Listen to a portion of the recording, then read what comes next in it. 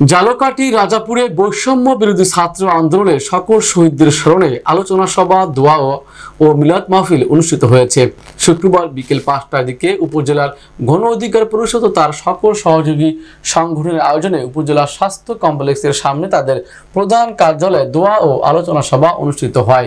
এ সময় উপস্থিত ছিলেন কেন্দ্রীয় যুব অধিকার পরিষদের যুগ্ম সাধারণ সম্পাদক সৈয়দ রাসেল মোহন, জালকাঠি জেলা গণ অধিকার পরিষদের যুগ্ম সাধারণ সম্পাদক রুবেল তালুকদার, জালকাঠি জেলা শ্রমিক অধিকার পরিষদের সভাপতি মোহাম্মদ আল আমিন, জালকাঠি জেলা যুব অধিকার পরিষদের দপ্তর সম্পাদক মোহাম্মদ নাসির উদ্দিন, রাজাপুর উপজেলা যুব অধিকার পরিষদের সভাপতি মোহাম্মদ আকরাম হোসেন, সাধারণ সম্পাদক লোকমান মৃধা, উপজেলা ছাত্র অধিকার পরিষদের সভাপতি মোহাম্মদ সাব্বির হোসেন প্রমুখ। এর পূর্বে তাদের প্রধান কার্যালয়ের সামনে থেকে একটি বিজয় মিছিল বের হয় উপজেলার প্রধান সড়ক প্রদক্ষিণ করে একই স্থানে এসে শেষ হয়। এখনো বাতাসে আকাশে বাতাসে ঘুরতেছে, এই শহীদের ভাইদের একই বিষ। অতএব আগামীর বাংলাদেশ এই তরুণ প্রজন্মরাই নেতৃত্ব দিবে।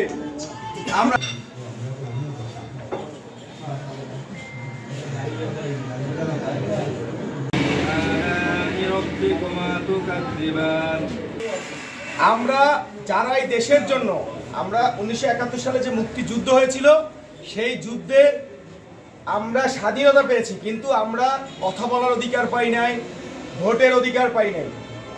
এই 53 বছর আমরা নির্যাতিত ছিলাম, বিভিন্ন স্বৈর শাসক আমাদেরকে নিয়ন্ত্রণ করছে।